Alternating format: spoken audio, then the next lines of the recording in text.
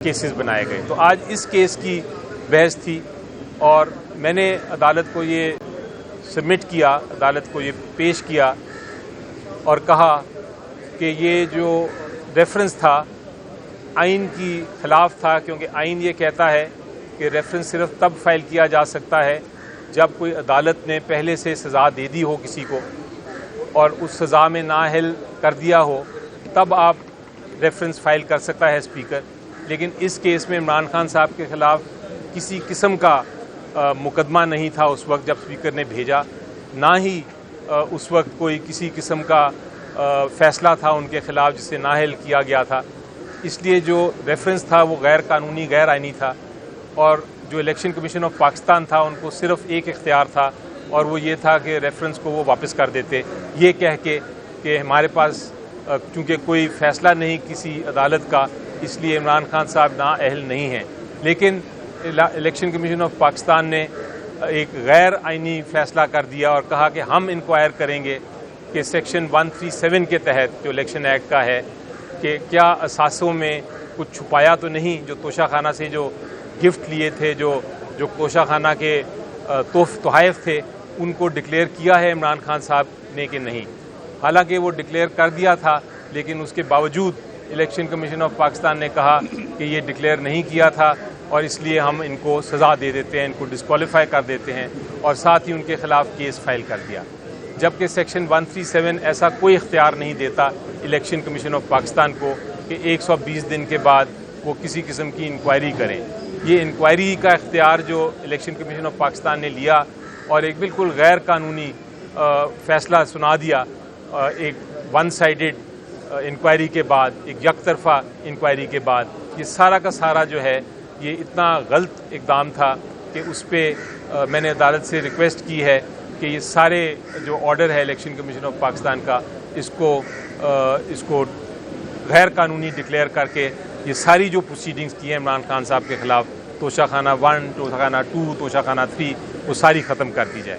تو انشاءاللہ دیکھیں، میں نے اپنی آرگومنٹ کنکلوڈ کر لی ہے. عدالت نے پوچھا تھا دوسری سائڈ سے کہ آپ اپنی جو الیکشن کمیشن آف پاکستان کے وکیل ہیں کہ آپ اپنی کب بحث کرنا چاہیں گے. انہوں نے کوئی وقت مانگا ہے، کیونکہ جو میں نے ججمنٹس، جو فیصلے عدالتوں کے، سپریم کورٹ کے، ہائی کورٹ کے کوٹ کیے تھے، اس میں بھی یہ کہا گیا ہے کہ الیکشن کمیشن آف پاکستان کے پاس یہ کوئی اختیار نہیں ہے کہ کسی کو نااہل ڈکلیئر کر سکے. تو انہوں نے ٹائم مانگا ہے، عدالت نے ٹائم دیا ہے، اگلے 2 ہفتے کے بعد اس کو دوبارہ سنائیں گے. اور مجھے پھر ایک اور اجازت ہے کہ جب وہ اپنی بحث کمپلیٹ کر لیں تو اگر کوئی ایسے معاملات ہیں جس پہ مجھے جواب دینا ہے تو میں پھر ایک جواب میں اپنی بحث کر سکوں گا. تو یہ پوزیشن ہے اس وقت. جب احتجاج ہوا پی ٹی آئی کی کوئی بھی لیڈرشپ نظر نہیں آئی، جو کارکنان ہیں وہ ڈنڈے کھاتے رہے، آنسو گیس کی شرح برداشت کرتے رہے. کیا یہ ناانصافی نہیں ہے پی ٹی آئی کی لیڈرشپ کتنی کارکنان کے ساتھ؟ جی، آپ کا سوال درست ویلڈ ہے، لیکن اب انشاءاللہ اگلی بار ایسا نہیں ہوگا. اب اسٹریٹجی ہماری جو ہے وہ بڑی واضح ہے اور اس کی وجوہات تھیں جس وجہ سے شاید لیڈران آگے نہیں آئے یا آ سکے، اور اس کی وجوہات بیان بھی کی ہیں مختلف میڈیا کے چینلز پہ اور مختلف جگہوں پہ. تو میرا خیال ہے ان کو دیکھتے ہوئے اب ہم اگلی اسٹریٹجی میں بہتر کریں گے انشاءاللہ.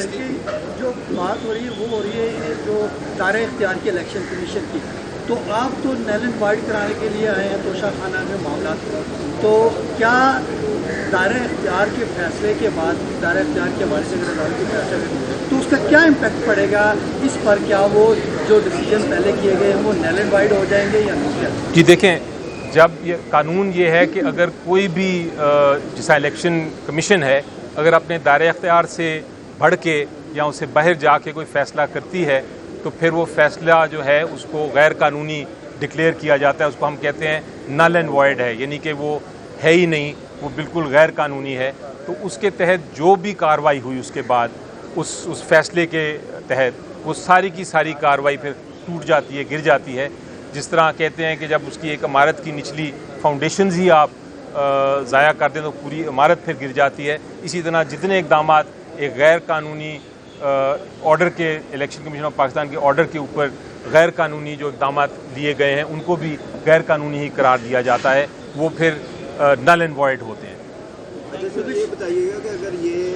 غیر قانونی اقدامات کی آپ ذکر کر رہے ہیں تو اگر یہ کیس مکمل ہوتا ہے تو اس کے بعد آپ کنٹمپٹ آف کورٹ میں جائیں گے؟ کیا ان کے خلاف جن لوگوں نے یہ غیر قانونی اقدامات کیے ہیں کیا ان کے خلاف آپ کو پٹیشن ڈالیں گے؟ جی دیکھیں، جب آپ کی الیکشن کمیشن آف پاکستان کا یہ فیصلہ اگر آتا ہے کہ یہ سارا فیصلہ غلط تھا، قانون کے خلاف تھا، آئین کے خلاف تھا، تو اس پہ کنٹیمپٹ تو نہیں بنتی، وہ فیصلہ ختم ہوتا ہے۔ آپ نے دیکھا کہ الیکشن کمیشن آف پاکستان کے خلاف ایک فل بینچ نے وہ ریزرو سیٹ کے معاملے میں